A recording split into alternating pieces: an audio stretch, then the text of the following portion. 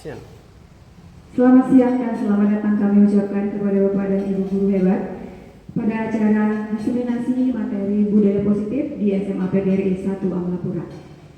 Yang terhormat Kepala SMA PGRI 1 Amlapura atau yang mewakili, Bapak atau Ibu Wakasek, kemudian Bapak atau Ibu guru sekalian. Adapun acara hari ini akan diawali dari yang pertama yaitu pembukaan, yang kedua menyanyikan lagu Indonesia Raya, yang ketiga acaranya adalah doa bersama, yang keempat ice breaking, dan yang kelima kegiatan inti, dan yang keenam yaitu penutup. Baik, pembukaan kita telah lewati bersama. Kita menginjak ke acara yang kedua yaitu menyanyikan lagu Indonesia Raya. Untuk petugas dipersilakan.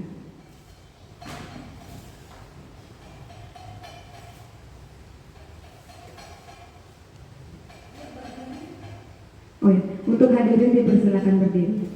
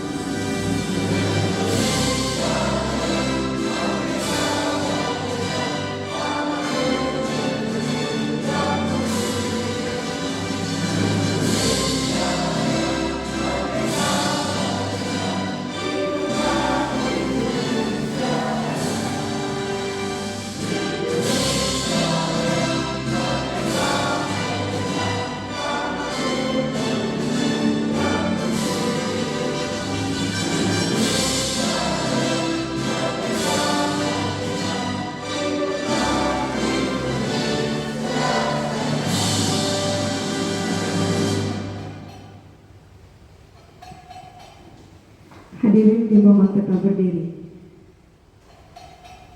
Sebelum mengawali kegiatan, mari kita berdoa dulu agar nanti kegiatan ini berlangsung dengan baik dan lancar.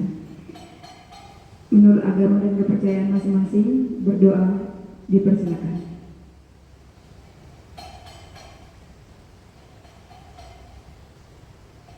Doa selesai. Hadirin dimohon duduk kembali. Baik, acara kali ini akan diisi oleh Ibu Lendi Mardika SPDGR sebagai aksi nyata dalam mewujudkan modul 1.4 yaitu modul budaya positif. Untuk selanjutnya pada kegiatan inti kepada Ibu dipersilakan. Baik, terima kasih Ibu Nilusi Purwo kami. Selamat siang Bapak Ibu semuanya. Oke, terima kasih sebelumnya saya ucapkan atas kesediaan Ibu kehadiran Bapak Ibu semua untuk menghadiri acara diseminasi materi budaya positif. Baik, sebelum kita mulai silakan berdiri dulu, kita akan ice breaking terlebih dahulu ya Bapak Ibu ya.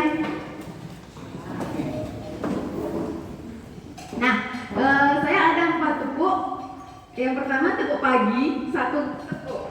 Tepuk siang, 2 tepuk. Tepuk sore, 3 tepuk. Sedangkan tepuk malam, hampa. Ya, kita tidur sudah malam seperti itu. Ya, yuk. Kita mulai terlebih dahulu ya. Kita coba.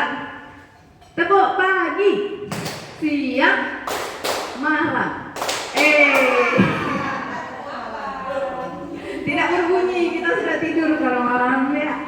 Oke, mulai. Tepuk pagi, siang, sore, sore, siang, pagi, sore, malam. Oke, terima kasih Bapak Ibu semuanya. Silakan duduk kembali. Nah, di sini saya akan menyampaikan budaya positif. Sebelumnya perkenalkan, berikut adalah fasilitator saya, Ibu Dewa Ayu Trisna Yuliati SPD. Kemudian pengajar praktis saya, Ibu Niluh Sumurini SPD, dan saya sendiri, Randy Mardika. Adapun susunan materi hari ini, yang pertama adalah disiplin positif dan nilai-nilai kebajikan universal. Berikutnya yang kedua, teori motivasi, hukuman, penghargaan, restitusi. Yang ketiga adalah keyakinan kelas. Yang keempat adalah kebutuhan dasar manusia dan dunia berkualitas. Yang kelima adalah posisi kontrol, dan yang keenam adalah restitusi. Langsung saja Bapak Ibu, oke?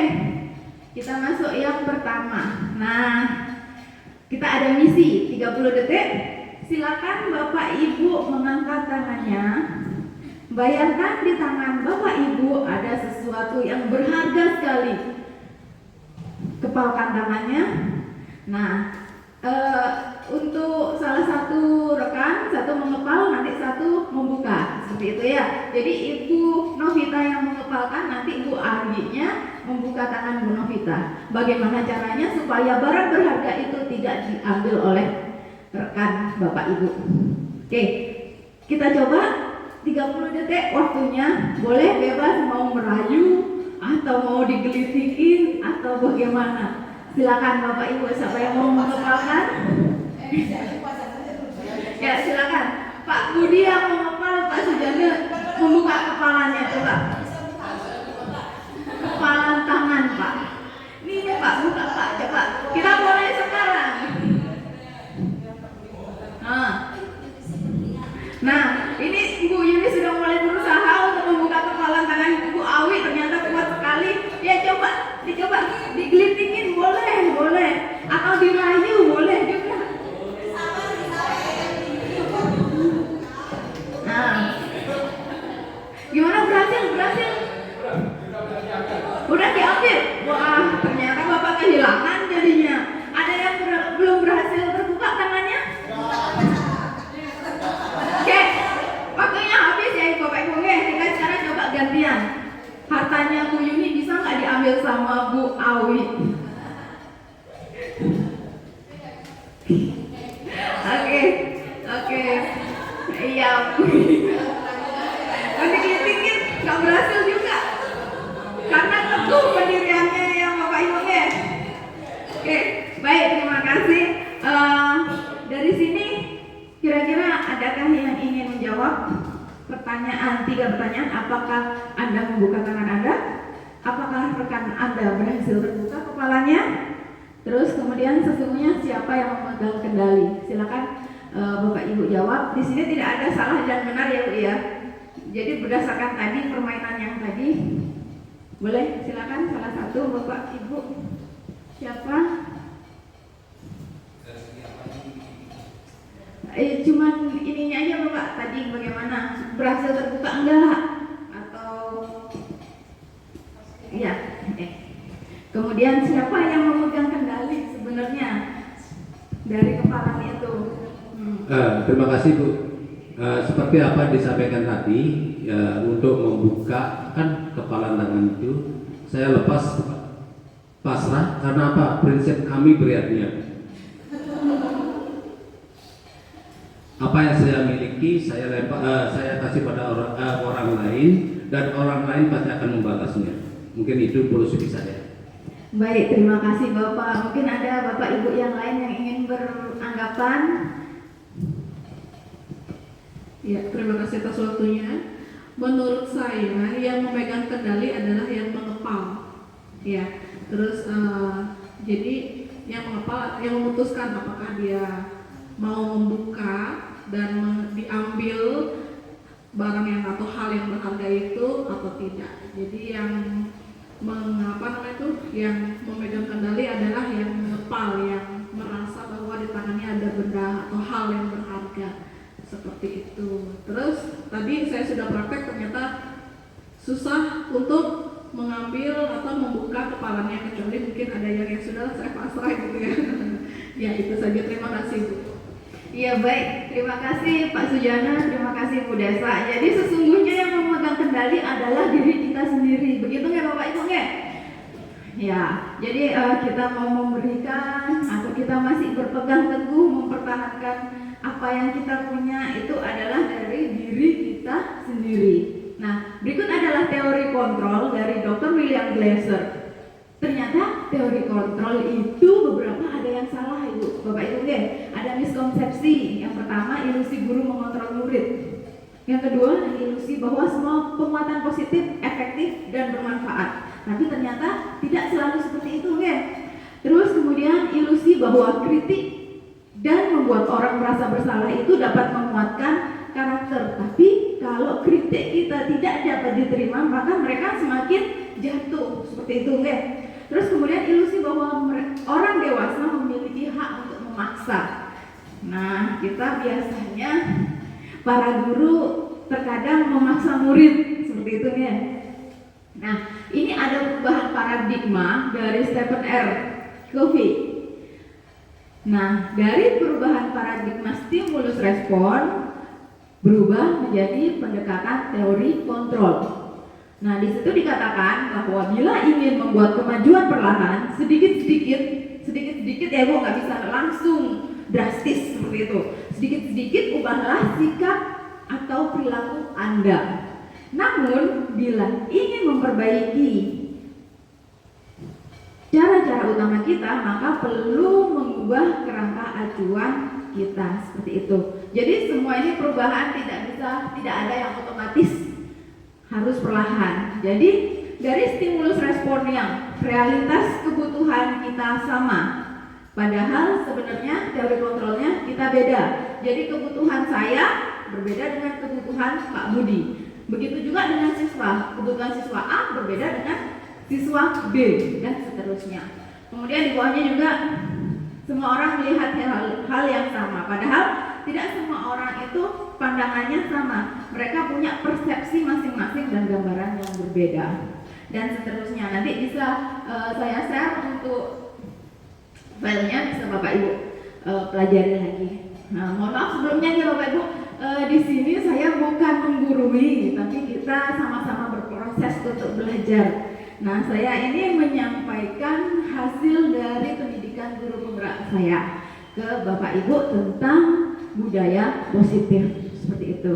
Nah, berikutnya disiplin.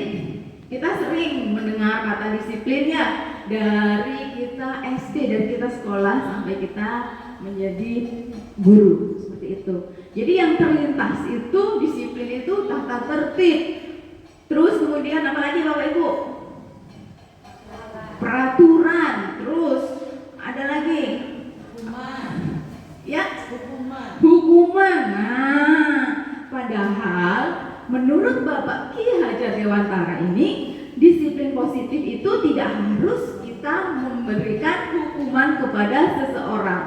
Justru itu merupakan alternatif yang terakhir sekali. Kalau bisa, jangan memberi hukuman seperti itu. Nah, ini ada bukunya Bapak Ki Hajar Dewantara tentang pemikiran konsepsi keteladanan sikap merdeka.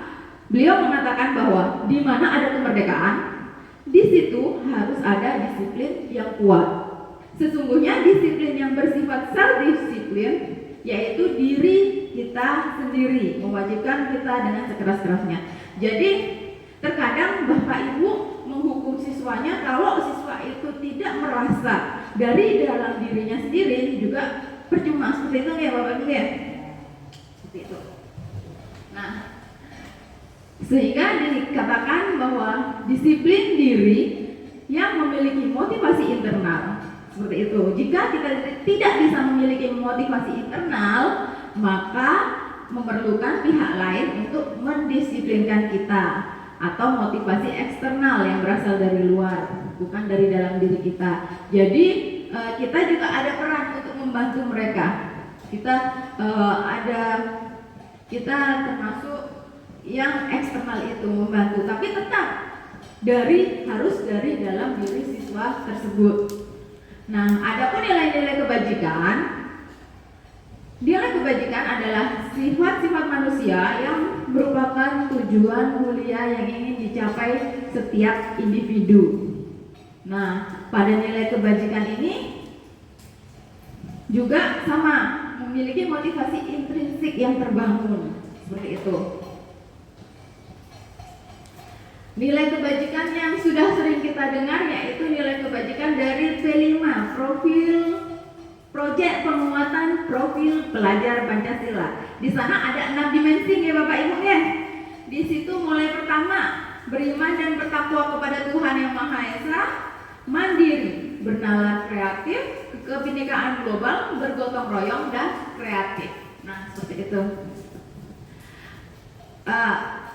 Selain itu, ada juga nilai-nilai kebajikan yang lainnya. Di sana sudah tertuliskan ada peduli, rajin, integritas, rasa hormat, dan sebagainya. Berikutnya, yang kedua, yaitu teori motivasi, hukuman, penghargaan, dan restitusi. Biasanya hukuman dan penghargaan ini melekat ya.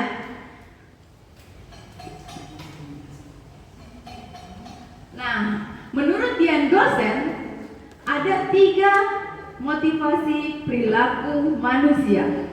Yang pertama yaitu untuk menghindari ketidaknyamanan dari hukuman. Kemudian yang kedua untuk mendapatkan imbalan atau penghargaan dari orang lain. Dan yang ketiga adalah untuk menjadi orang yang mereka inginkan dan menghargai diri sendiri dengan nilai-nilai yang mereka percaya. Nah, kalau hukuman ini biasanya bagaimana Bapak Ibu? Bersifat sepihak, ya, dari guru saja tanpa melalui kesepakatan murid, seperti itu. Jadi hukuman itu ada 2 macam, bisa fisik, bisa psikis. Biasa fisik kita suruh mereka lari-lari, bisa verbal juga kan, kita biasa memarahi mereka, membentak-bentak mereka. Nah, mereka pasti akan merasa tersakiti.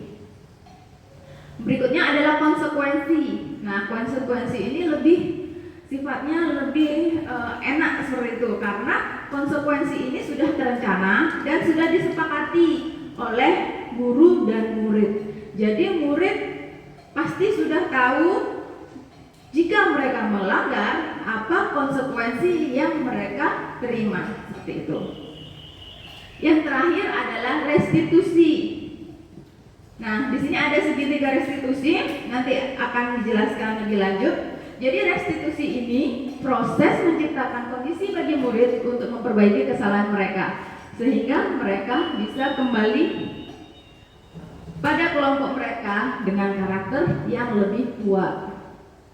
Nah, restitusi ini merupakan proses kolaboratif yang mengajarkan murid untuk mencari solusi. Jadi kita tidak menyalahkan mereka terlebih dahulu, tapi kita menanyakan alasan mereka berbuat seperti itu karena apa. Setelah itu kemudian dilakukan validasi tindakan yang salah. Dan yang ketiga, menanyakan keyakinan mereka. Nah, ini keyakinan kelas. Yang ketiga yaitu keyakinan kelas. Keyakinan kelas itu didapat dari peraturan kelas. Nah, di situ ada lingkaran-lingkaran ya Bu, Bapak Ibu ya. Peraturan kelas biasanya kita membuatnya dengan kalimat negatif. Dilarang berisik, seperti itu. Kemudian apalagi ya? Dilarang datang terlambat, seperti itu. Nah, untuk keyakinan kelas bisa kita ganti menggunakan kalimat positif. Jadi berisi itu, dilarang berisik, kita ganti dengan apa Bapak Ibu kira-kira yang tepat kalimatnya?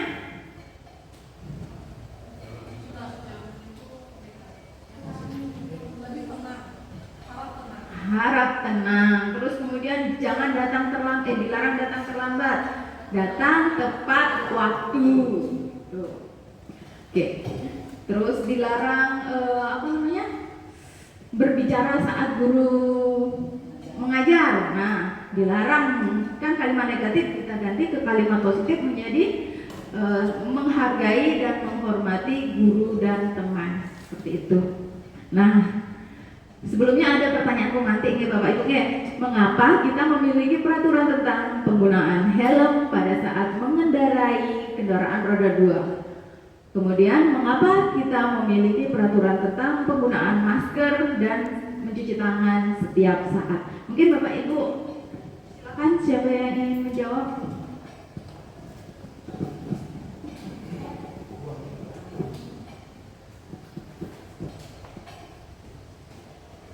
Baik, terima kasih waktunya. Di sini saya akan menjawab pertanyaan mengapa kita memiliki peraturan tentang penggunaan helm. Karena dengan adanya peraturan tentang penggunaan helm ini, masyarakat menjadi yakin bahwa dengan menggunakan helm saat berkendara akan membantu dalam hal keselamatan saat berkendara. Kemudian sama halnya dengan peraturan tentang penggunaan masker dan cuci tangan. Adanya peraturan tersebut menimbulkan keyakinan pada masyarakat bahwa dengan menggunakan masker dan cuci tangan dapat mencegah penularan virus. Baik, terima kasih Bu Anggi. Nah, jadi penggunaan helm pada saat kita mengendarai sepeda motor itu sebenarnya adalah peraturan, seperti itu ya. Tapi akan bergeser menjadi keyakinan. Kita yakin kalau tidak menggunakan helm nanti terjadi kecelakaan, nanti terbentur kepala kita, melindungi otak kita, seperti itu kan. Nah, sama seperti itu Bapak Ibu. Jadi berawal dari peraturan menjadi keyakinan. Kemudian setelah ada keyakinan, kelas akan terbentuk lingkungan yang positif. Setelah membentuk lingkungan yang positif, terciptalah budaya positif tersebut. Jadi keyakinan kelas itu ada langkah-langkahnya. Yang pertama, berdiskusi untuk memunculkan peraturan. Terus kemudian mengubah peraturan menjadi kalimat yang lebih positif. Tadi sudah kita jabarkan.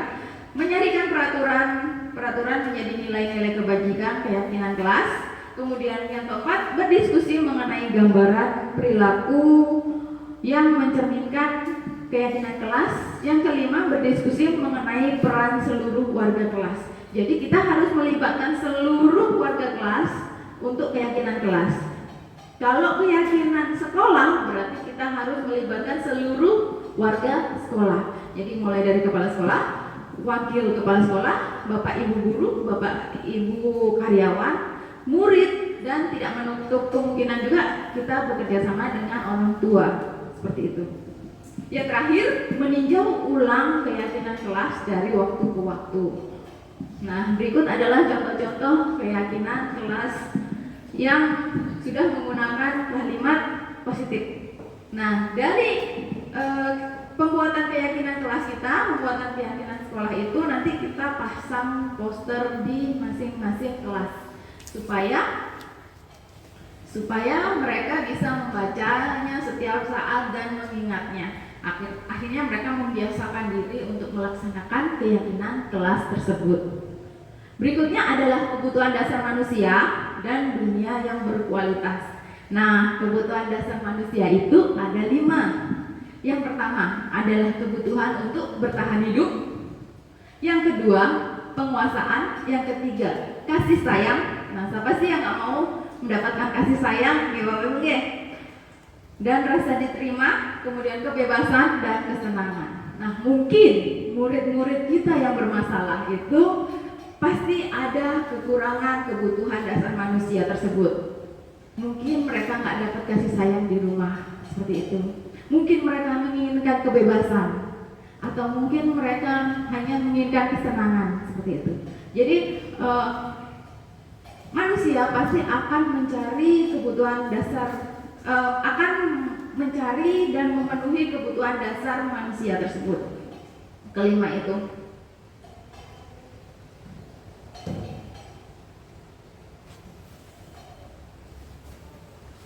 Berikut adalah video tentang kebutuhan dasar manusia.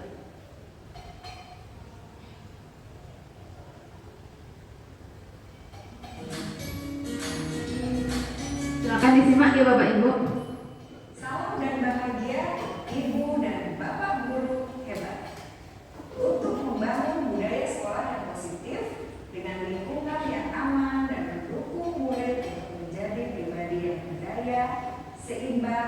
dan bahagia, salah satu upaya yang dapat dilakukan oleh guru adalah memahami kebutuhan dasar yang mendasari perilaku murid. Pada video kali ini, kita akan membahas tentang 5 kebutuhan dasar manusia.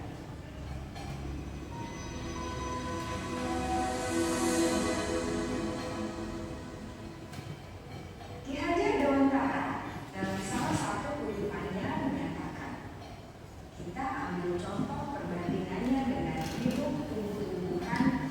Seorang petani dalam hakikatnya sama kewajibannya dengan seorang pemilik yang menanam padi misalnya.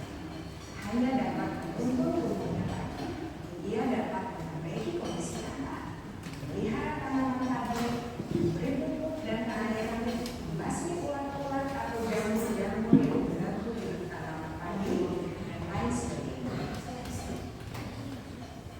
Ketika guru memahami kebutuhan apa yang mendasari murid, guru berusaha mendukung dan mendukung murid dalam memenuhi kebutuhannya secara positif. Pada hakikatnya, guru tersebut ibarat seorang petani yang sedang berusaha memahami kebutuhan masing-masing tanaman. Dan dia berusaha memenuhi kebutuhan tanaman tersebut agar dapat tumbuh subur dan maksimal. Dr. William Glasser, seorang psikiater dari Amerika Serikat, menyatakan bahwa seluruh tindakan manusia memiliki tujuan tertentu, yaitu memenuhi kebutuhan dasarnya. Ketika kelima kebutuhan dasar telah terpenuhi secara memadai, maka murid akan tumbuh dengan seimbang dan kreatif. Sebaliknya, ketika kebutuhan dasar tidak terpenuhi dengan baik, maka seseorang akan mengalami emosi negatif, bosan, sedih, dan kecewa. Bahkan mereka dapat melakukan perbuatan yang bertentangan dengan nilai-nilai kebajikan atau malah berperaturan. Dengan kata lain, perilaku buruk seseorang biasanya adalah respons dari kebutuhan yang tidak terpenuhi. Namun, mereka tidak tahu cara untuk menyampaikannya. Ada 5 kebutuhan dasar manusia menurut Dr. William Glasser, yaitu yang pertama, kebutuhan untuk bertahan hidup atau survival. Yang kedua, kebutuhan untuk merasa diterima atau love and belonging. Yang ketiga, kebutuhan akan kebebasan atau freedom. Yang keempat, kebutuhan akan kesenangan atau fun. Dan yang kelima, kebutuhan akan penguasaan atau power.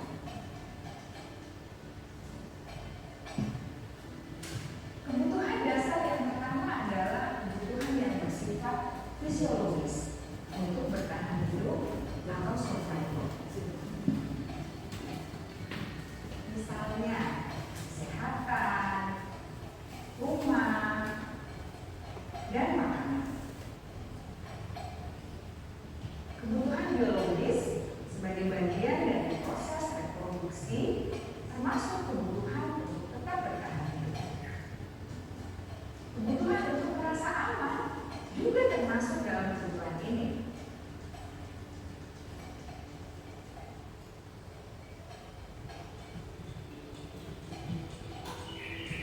Agar murid dapat belajar dengan baik, kebutuhan mereka akan merasa aman, pangan, sandang, dan papan harus terpenuhi.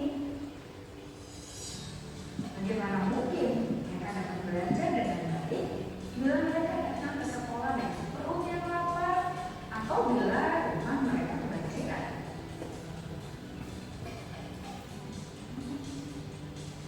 Setelah kita mengetahui kebutuhan pertama yang sebagian besar bersifat fisiologis, mari kita lihat kebutuhan kedua sampai kelima yang semuanya berhubungan dengan psikologis. Mari kita lihat kebutuhan yang kedua, yaitu kebutuhan akan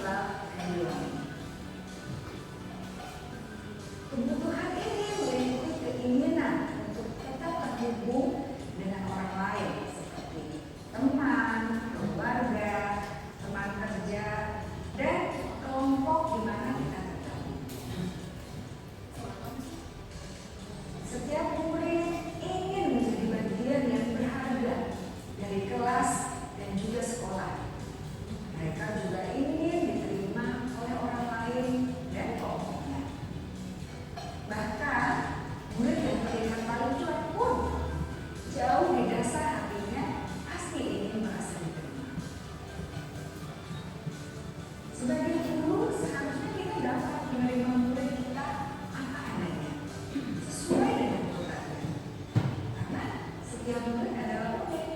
Mereka memiliki kekuatannya masing-masing, sehingga guru seharusnya bisa menciptakan kesempatan untuk murid berkolaborasi dan memiliki ikatan emosi satu sama lain.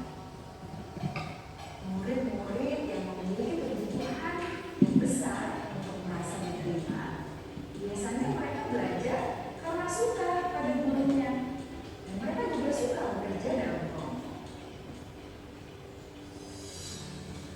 Kebutuhan yang ketiga adalah kebutuhan akan kebebasan atau kebutuhan membuat pilihan. Murid harus diberi kesempatan untuk membuat pilihan dan bertanggung jawab atas pilihan yang mereka telah ambil. Beri mereka kebebasan bukan berarti membiarkan mereka melakukan apa saja yang mereka mau, melainkan lebih memberi mereka kesempatan untuk membuat pilihan, mengarahkan pendapat mereka dengan percaya diri, dan memberi mereka kesempatan untuk mencoba hal-hal yang baru. Pembelajaran dengan metode yang beragam dan menarik juga akan memenuhi kebutuhan murid tentang kebebasan ini.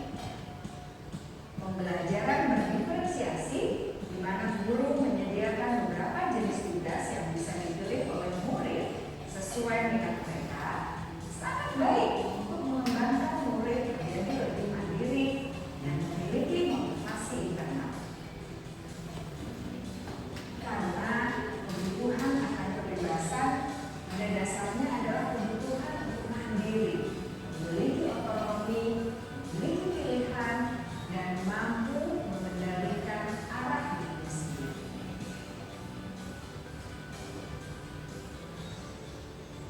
Kebutuhan yang keempat adalah kebutuhan akan kesenangan. Bayangkan Bapak Ibu, hidup tanpa rasa senang, betapa menyedihkannya. Gleason menghubungkan kebutuhan akan kesenangan dengan belajar. Jangan sepelekan kebutuhan murid untuk merasa senang di kelas. Sebagai guru, jangan ragu-ragu untuk dengan sengaja memasukkan kegiatan yang menyenangkan dalam kelas. Murid-murid dengan kebutuhan dasar kesenangan yang tinggi ingin menikmati apa yang mereka lakukan. Mereka juga konsentrasi tinggi saat mengerjakan hal-hal yang disenangi.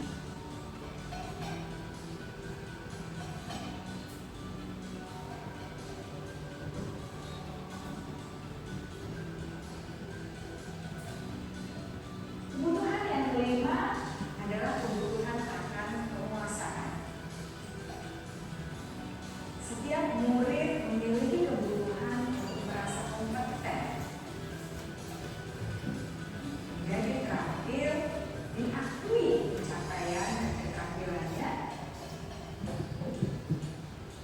didengarkan, bisa membuat dampak dan pengaruh, dan memiliki rasa harmoni. Mereka sebaiknya diberi kesempatan untuk membuat keputusan tentang hal-hal yang penting dalam hidupnya dan tidak merasa dikontrol oleh seseorang. Pada murid yang telah menginjak usia remaja, seringkali mereka merasa tidak memegang kendali atas kehidupannya sendiri, karena guru kerap kali berpengaruh dalam mengambil keputusan. Murid-murid yang memiliki kebutuhan dasar akan kekuasaan yang tinggi biasanya selalu ingin menjadi pemimpin. Mereka juga suka mengamati sebelum mencoba hal-hal yang baru. Mereka juga perfeksionis dan merasa kecewa bila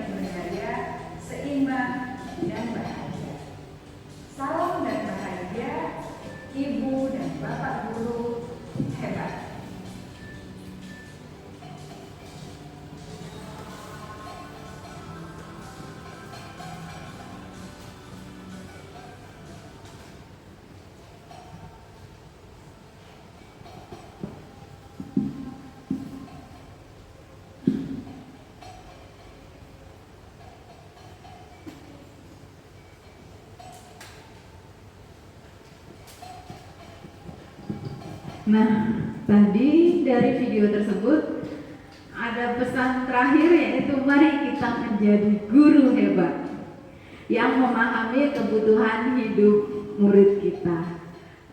Bapak Ibu di sini pasti beberapa sudah pernah ada melakukan pendekatan melalui asesmen non kognitif seperti itu ya. Itu merupakan salah satu pendekatan kita ke murid kita. Jadi kita bisa mengetahui mereka seperti apa.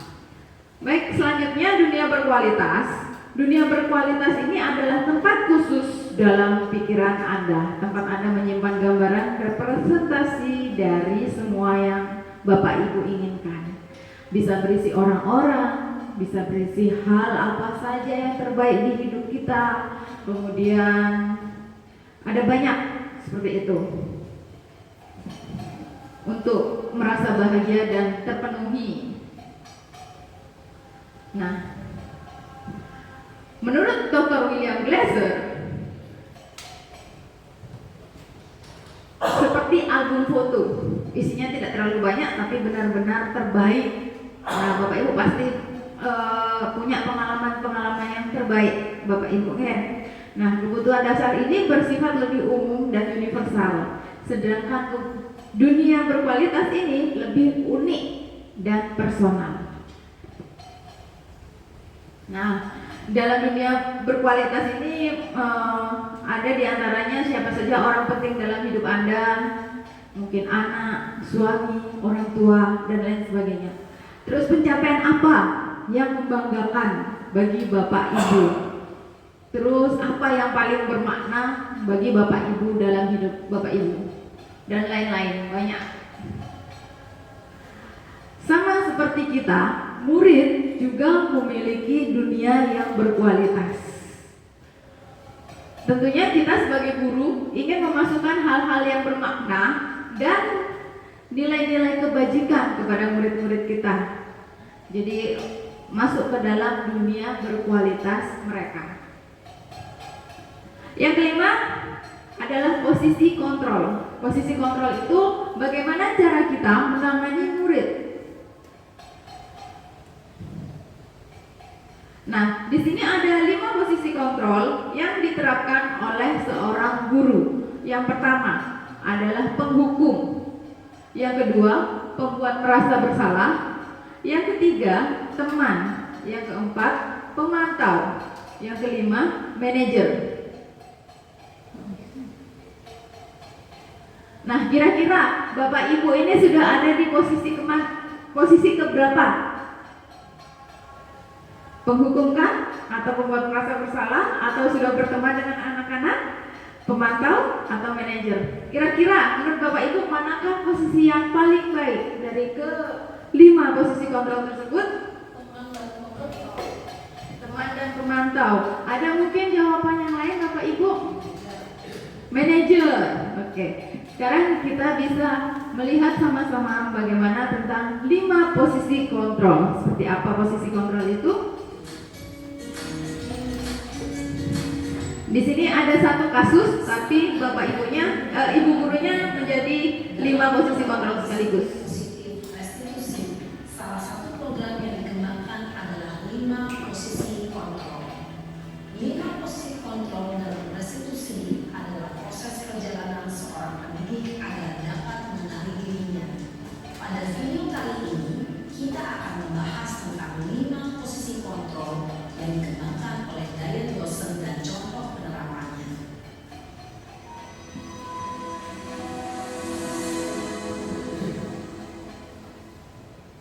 5 posisi kontrol itu adalah 1. Posisi penghukum, 2.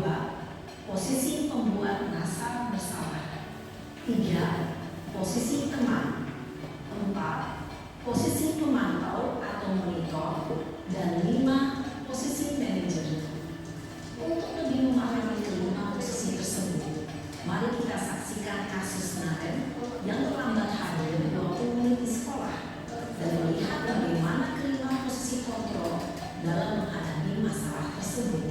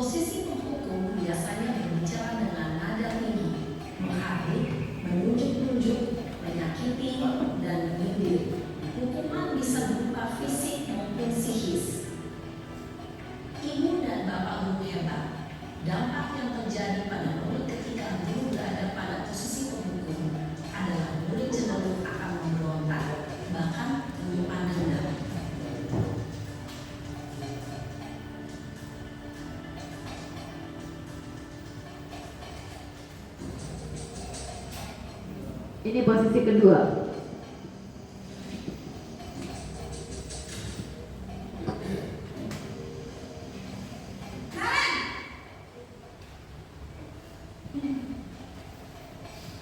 Selamat pagi, Bu. Naren, kamu kenapa terlambat lagi, nak? Ya Tuhan, Naren, kamu senang ya bikin ibu susah ya? Kalau kamu terlambat lagi, nanti ibu yang ditegur bapak kepala sekolah, nak. Disangka ibu tidak bisa membina kamu.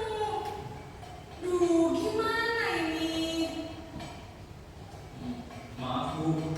Duh, Gusti Naren, kamu suka ya kalau ibu ditegur bapak kepala sekolah? Terus, sekarang ibu harus tulis apa yang di buku absen? Ini kamu sudah sering terlambat loh. Ibu harus apa coba? Maaf, Bu. Maaf sekali. Ya sudah, lain kali jangan bikin ibu susah lagi ya, nak ya. Ibu tidak akan kuat lagi kalau kamu begini terus. Bisa jantungan kalau ibu ditegur bapak kepala sekolah. Sana cepat kelas. Maaf ya, Bu. Maaf sekali.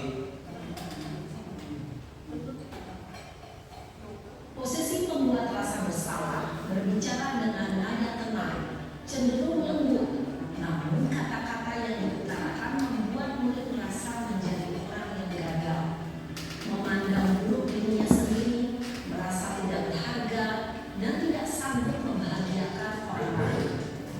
Ketika guru mengambil posisi pembuat rasa bersalah, murid akan menganggap dirinya yang bersalah dan ia akan menyimpan emosi negatif tersebut di dalam dirinya.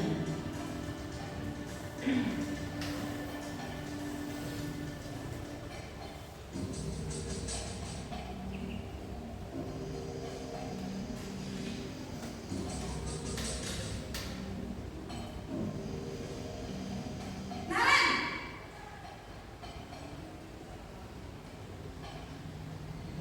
Selamat pagi, Bu.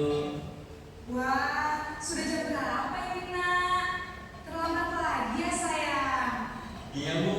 Habis ibu saya lupa bangunkan saya, Bu. Kamu malah menyalahkan ibu kamu. Kamu bukannya anak yang larinya paling kencang. Kok terlambat sih? Iya, Bu. Saya memang terlambat bangun tadi. Jadi, biarpun saya lari kencang, tetap gak kencang, Bu. Ya sudah sana. Nanti lain kali larinya lebih kencang lagi ya. Biar gak terlambat lagi. Bikin seneng ibu. Demi ibu. Bisa kan? Bisa lah, Bu. Ya sudah sana masuk kelas. Ibu beresin urusan absen kamu. Kamu ini ada saja.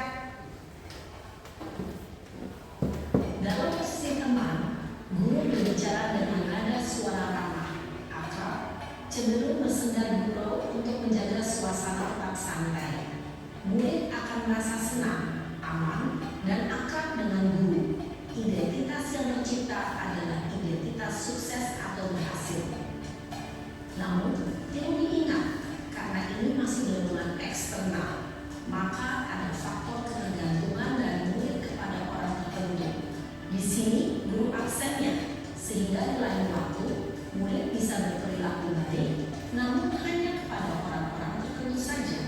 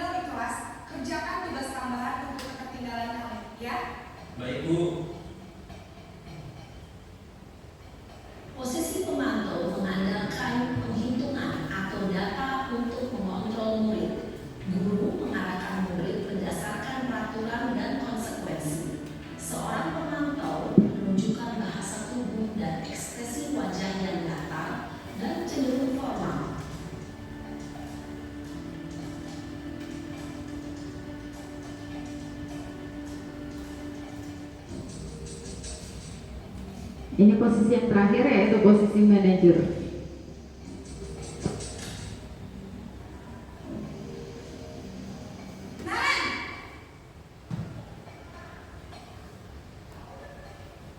Selamat pagi Bu. Selamat pagi, Naren. Maaf Bu, saya terlambat. Iya, sekolah masuknya jam 7, sekarang sudah jam 7.20. Jadi sekarang bagaimana nih, Naren? Maaf Bu, saya lupa setel alarm saya semalam. Baiklah, menurut kamu, keyakinan sekolah yang mana yang perlu kamu tingkatkan? Menghargai diri sendiri dan orang lain mungkin ya Bu. Setuju. Jadi, apakah Naren meyakini prinsip saling menghormati tersebut? Iya Bu, saya meyakininya. Apakah Naren bersedia memperbaiki masalah keterlambatan ini? Bersedia Bu. Bagaimana kamu akan memperbaiki masalah keterlambatan ini? Saya akan coba untuk tidak lupa menyetel alarm saya Bu. Baik, kalau Naren lupa menyetel alarm di rumah, ada orang yang kira-kira bisa bantu mengingatkan tidak? Ada Bu, kata saya, Kak Emma. Ada lagi selain Kak Emma? Selain Kak Emma, ada ibu saya. Baik, jadi yang mengingatkan Naren adalah Kak Emma dan ibu kamu ya? Kira-kira akan mulai set alarm kapan nih, Naren? Setelah pulang sekolah, akan segera saya lakukan. Baik, jadi Naren akan setel alarm untuk bangun besok pagi dan akan diingatkan oleh kakak dan ibunda Naren ya. Ada lagi yang mungkin perlu dilakukan Naren agar tidak terlambat bangun lagi. Tidak ada Bu. Baik Naren, terima kasih untuk kerjasama kamu. Sekarang kamu perlu kembali ke kelas untuk belajar. Baik Bu, terima kasih. Posisi manajer adalah posisi kontrol yang disarankan untuk membimbing murid memiliki sikap disiplin yang positif, yaitu murid yang mandiri, bertanggung jawab, dan dapat memecahkan masalah. Tujuan dari posisi ini adalah agar murid dapat berefleksi atas tindakannya. Guru akan dengan tulus memberikan pertanyaan-pertanyaan bermakna, sehingga membuat murid dapat belajar dari kesalahannya dan mencari sebuah solusi untuk menyelesaikannya. Ibu dan Bapak Guru hebat, setelah mengamati adegan kelima posisi kontrol tadi, kira-kira posisi mana yang paling ideal? Posisi mana yang dapat menunjang motivasi intrinsik murid? Ya, tentu posisi manajer. Posisi ini memang posisi ideal yang ingin dituju setiap pendidik. Pada posisi inilah, guru dapat menerapkan disiplin positif yang berpihak pada murid, yang memerdekakan murid. Perjalanan seorang pendidik tentunya tidak mudah untuk sampai pada posisi seorang manajer. Namun, tujuan kita pasti, yaitu menciptakan murid-murid yang mandiri, merdeka, dan bertanggung jawab. Semoga penggambaran 5 posisi kontrol yang telah diperlihatkan ini dapat menjadi ajang refleksi bagi kita semua, agar dapat terus mengasah dan menerapkan disiplin positif yang memerdekakan murid. Mari terus berlatih dan bersemangat. Selamat menerapkan. Salam dan bahagia Ibu dan Bapak Guru hebat.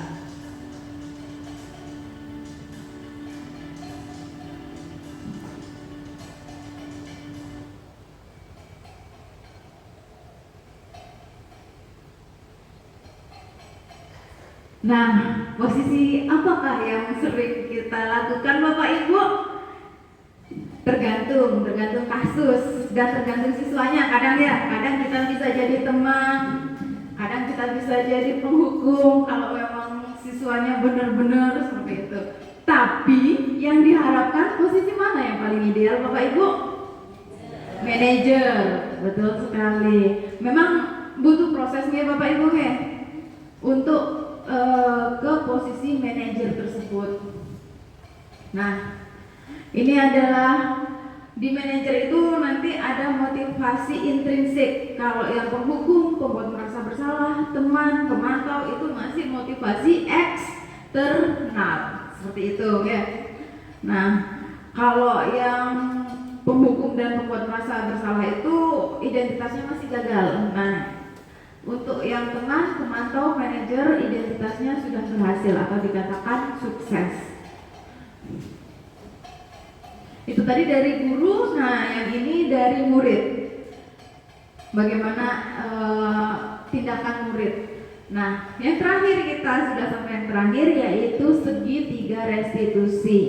Nah, segitiga restitusi ini memiliki 3 sisi. Yang pertama alasnya bahwa untuk menstabilkan identitas. Kemudian yang kedua adalah validasi tindakan yang salah.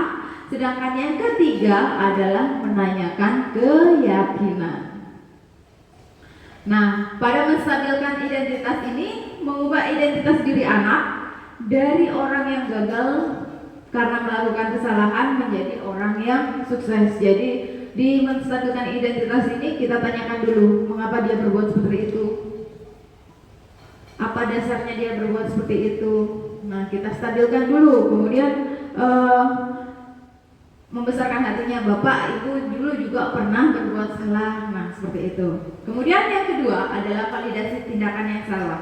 Restitusi tidak menyarankan guru berbicara bahwa melanggar aturan adalah sikap yang baik, tapi dalam restitusi guru harus memahami alasan dan paham bahwa semua orang pasti melakukan yang terbaik di waktu tertentu, seperti itu. Jadi setelah digali anaknya mengapa berbuat salah seperti itu, kemudian kita validasi tindakan yang salah, kita tanyakan kepada dia.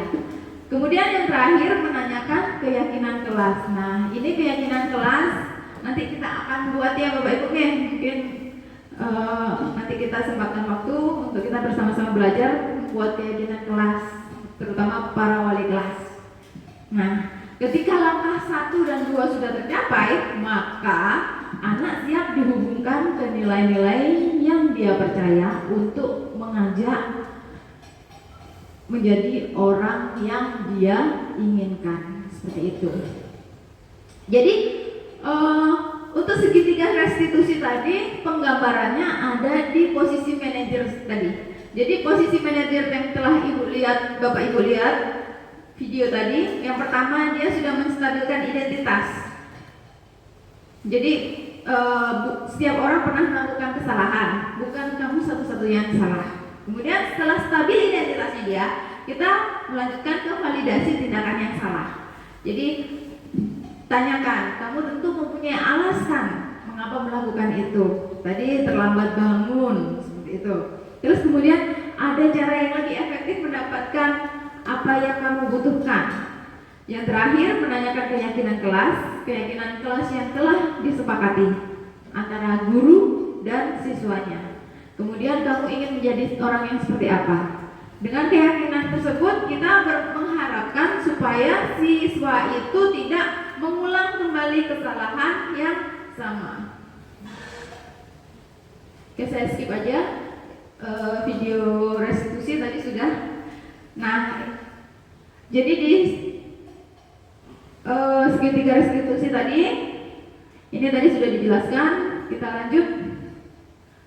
Sudah selesai. Ada pertanyaan mungkin Bapak Ibu?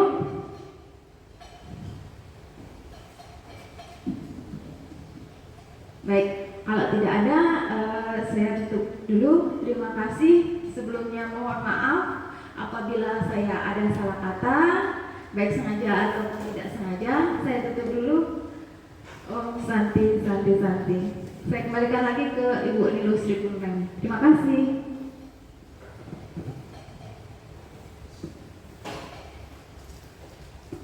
Baik, telah kita saksikan bersama tadi pemaparan dari Ibu Rendy Mardika mengenai materi modul 1.4 budaya positif. Untuk Bapak dan Ibu guru sekalian, terima kasih atas waktu yang sudah disempatkan untuk mengikuti acara kali ini. Nah, untuk karena kita sudah berada di penghujung acara, untuk akhir kata, mari kita melakukan sedikit yel-yel ya, biar penyemangat sebelum kita nanti menutup acara ini. Oke, gerakannya seperti ini ya. Guru, Bapak Ibu guru mengikuti saya ya. Nah, gerakannya seperti ini.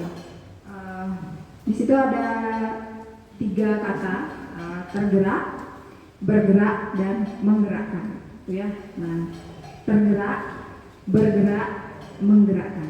Oke, jadi saya bilang modul budaya positif, jawabannya tergerak, bergerak, menggerakkan. ya. Ini, mulai. Nah, nah, oke.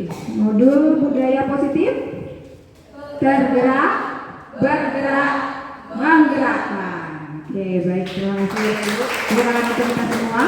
Nah, kita sudah tiba di penghujung acara. Kita berdoa dulu sebelum mengakhiri kegiatan. Baik, posisinya dulu aja, nggak apa-apa ya Bapak Ibu Guru. Nah, untuk mengakhiri acara, kita tutup dengan doa. Berdoa berdasarkan agama dan kepercayaan masing-masing, dipersilakan.